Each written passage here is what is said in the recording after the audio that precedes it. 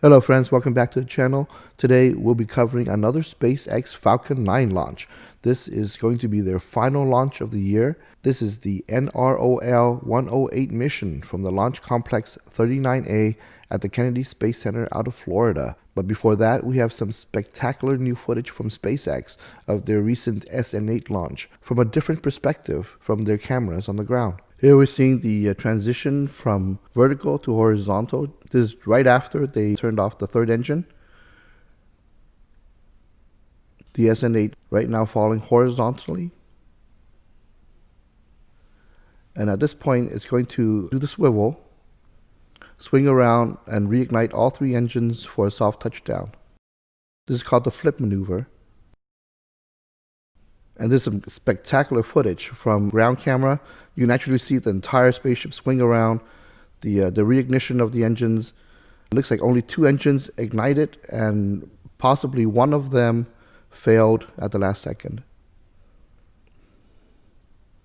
And this is the final landing sequence and the explosion. All right, let's return to the NROL Falcon 9 launch out of the Kennedy Space Center in Florida. The reason we're bringing it to you today is because it's actually exceptional on a number of different fronts. The Falcon 9 use in this particular mission is actually on its fifth mission. It was used originally in SpaceX's 19th and 20th cargo resupply mission to the International Space Station. After that, on a Starlink mission, and then the SAOCOM 1B mission. The other reason this mission is special is because as a result of carrying a classified payload, that is a spy satellite for the NROL, or the National Reconaissance Office, SpaceX did not show its usual second stage footage, the fairing separation or the payload deployment. Instead, SpaceX opted to provide full tracking videos of the first stage from the moment of separation to landing, without any interruption. So the tracking cameras on the ground as well as the cameras on the first stage itself provided an unusually clear and uninterrupted view of SpaceX's spectacular relanding process. Let's rejoin the launch currently in progress.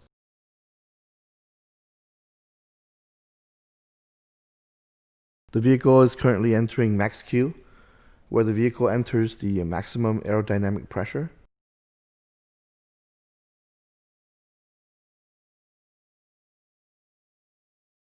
Maximum aerodynamic pressure now.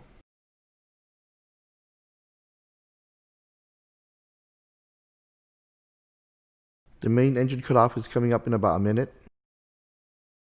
It will be followed by second stage separation,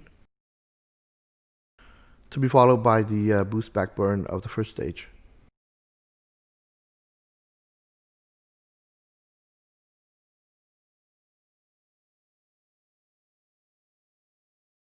As we mentioned before, SpaceX is not going to provide any footage of its second stage or the deployment of the satellite. Instead, it will devote its full coverage to the return of the first stage. So as we've discussed in the past, the significance of SpaceX's reusable first stage, demonstrated in this launch again for the 70th time, is that the company has been able to bring down significantly the astronomical costs of launching material into orbit. No other entity to date, neither private aerospace companies or nation states, have been able to replicate this amazing feat. Alright, we have MECO, which is the main engine cutoff. Stage separation is confirmed.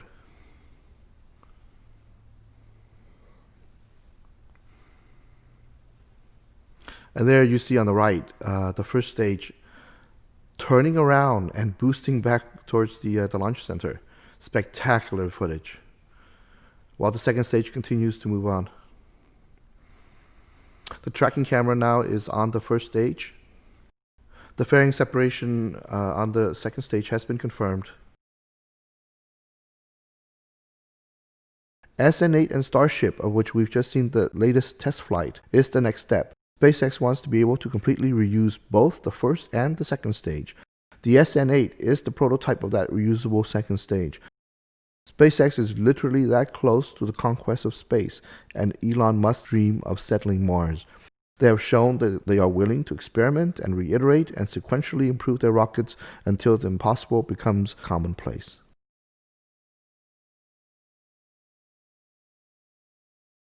The jets of white gases coming out of the first stage, those are the cold gas thrusters to align the first stage appropriately for the landing sequence.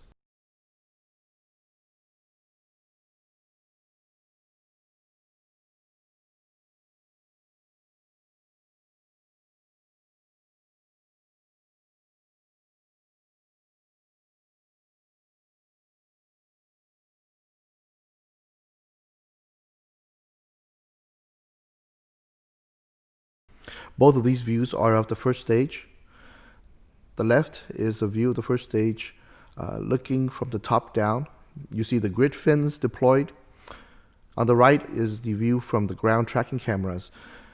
The gas that you continue to see viewing from the first stage, that's the nitrogen cold gas. It's used to orient the spacecraft for the landing sequence.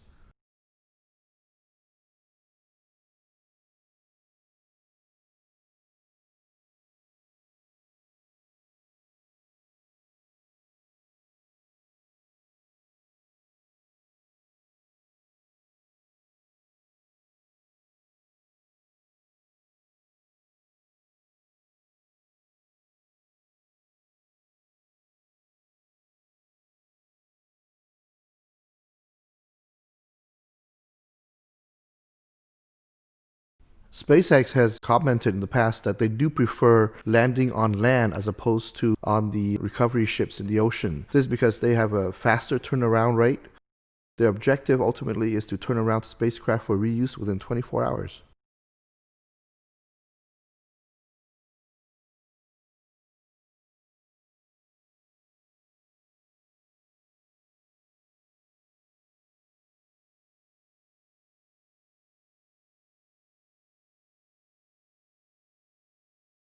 Right now you're looking at the grid fins. These are the hypersonic fins that have been deployed in order to help spacecraft maintain its orientation on its reentry into the Earth's atmosphere.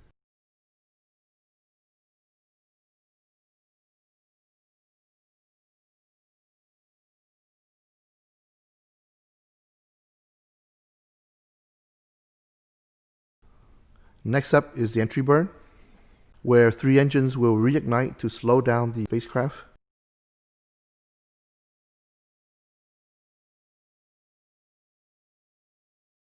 So in order to maintain the orientation, you have a combination of the grid fins as well as the cold gas thrusters that you see continue to be used.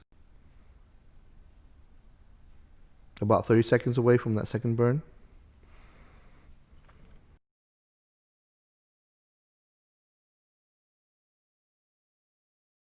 Here we go. This is the second burn.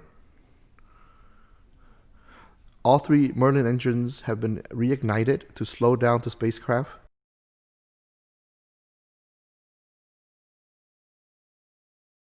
This burn lasts approximately 26 seconds.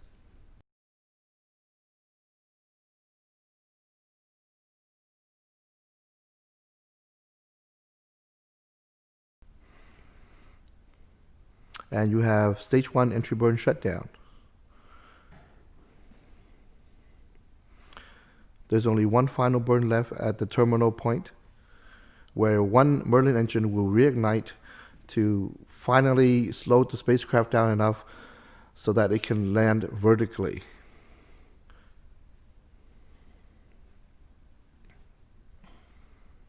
At this point, you can see the coast of Florida and the SpaceX Center.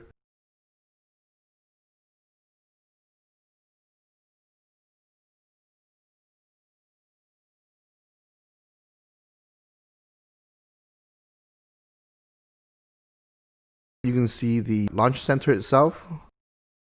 The final burn has started with a single Merlin engine.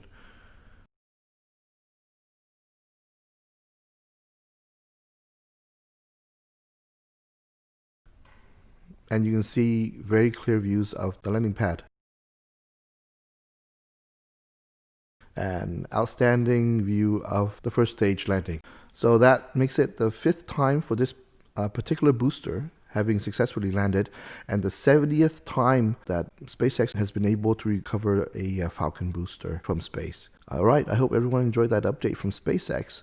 And if you like the content, please subscribe, give us a like, leave a comment. We will bring you more news from space as it happens. Good night, everyone.